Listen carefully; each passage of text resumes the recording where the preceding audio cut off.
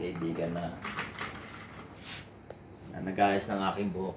Ito si Boss Raymond. Isa guys, ang galing na ito. Bakit? Ayun o. Yung buhok na ang galing na ginupitan niya ako. Gumagawa siya ng hair art na tinatawag. Yun o, hair art. Yung mata niya. Yung mata. Yung mata Ito niya. yung mata ko. Ito yung mata ko guys. Ayan. Ang gagawin natin ngayon.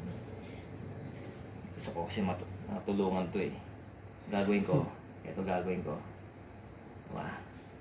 Ayun o. I-spray netan ko yan. Para mag-fit. Para mag-fit. Ayan. Sprayan ko lang.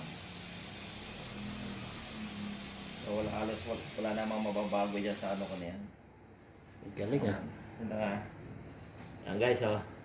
Mamaya tataktak natin yan kung buo na yan.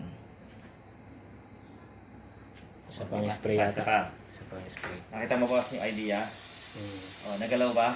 Di ba hindi? Hindi nagalaw eh. Galing eh. So parang buko lang din natin yan. Eh buhok mo naman talaga yung boss eh. Kaya natin kung gaano kaganda yan. Di pa tuyo yan boss. Natin kung gaano kaganda yung ice na ginawa sa akin. Ito. Tigas na. So tigas na yan eh. Isa pa. Isang ano lang. So natutuwa